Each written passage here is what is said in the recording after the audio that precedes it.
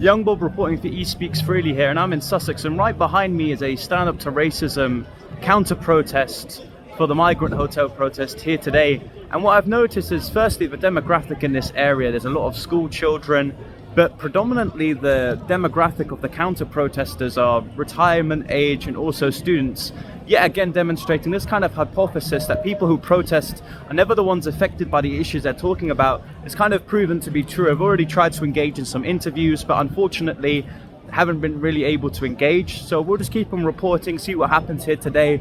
They also have a guest speaker on the protesting side, Nick Tenconi, who's the head of UKIP, so that'll be interesting. But I feel like today it's going to be an interesting clashing of two ideas. I think this area is kind of the prime soil between civil discourse and whether we should actually have this lucrative migration policy of paying out hotel managers to house asylum applicants. At an event just down the road, another gathering of people who hold fascistic views and promote this new wave of Christian nationalism. Nick Tenconi openly promotes himself as a Christian nationalist. He uses Christian nationalism to promote Islamophobia, homophobia, transphobia, misogyny, and hatred of anyone that doesn't agree with his extremist political views.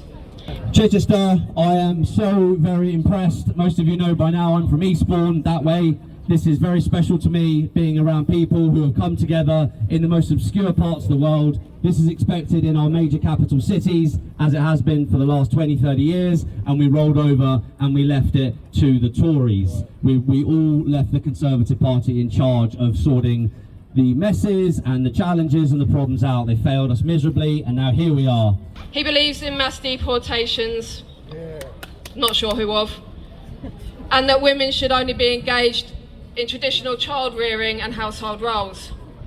And I want to take a moment to say God rest Charlie Kirk, and let's just take just a minute to pay our respects. When Charlie Kirk, God rest his soul, was assassinated last week, Nick Tenconi made a post for his followers stating, "This is war."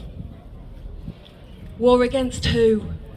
Obviously on Sunday there's a memorial in Hyde Park. Everyone's welcome to be there. I say a bullet fired at Charlie Kirk, God rest his soul, is a bullet fired at all of us. This is not about that, this is about the hotel, but if we could just bow our heads and just remember him and his legacy for one moment.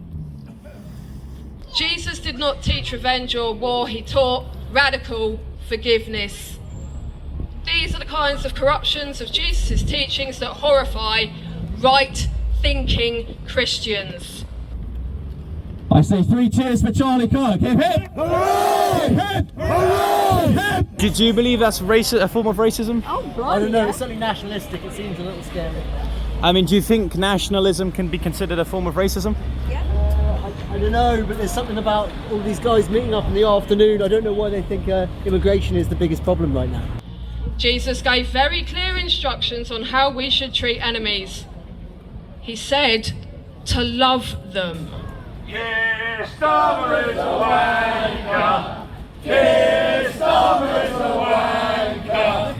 I mean, is it not considered a problem? I mean, imagine if you're protesting on one topic, that doesn't mean you're disregarding all of the topics. I mean, I'm more in line with them, and what I believe is that both migration, I think wealth inequality, all these other problems, they contribute to a whole different amount of problems that were mostly brought due to the incompetency of both the Conservative and the Labour Party.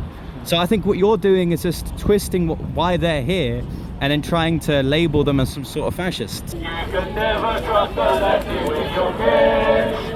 You can never trust a lefty with your kids. I don't know, I just think there's an air of racism is what I'm saying. I'm not saying that Jesus states, "You have heard that it was said, you shall love your neighbour and hate your enemy.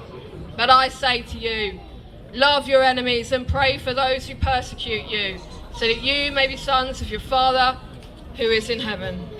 Young Bob reporting for E Speaks Freely here, and just behind me there are about 100 protesters just outside of this hotel protesting the lucrative migration policy of the Labour Party to continue and keep open these hotels. Of course, very recently the Labour Party appealed the court case in Epping Hotel, which would have set a precedent that enabled residents like this to shut the hotel just behind me.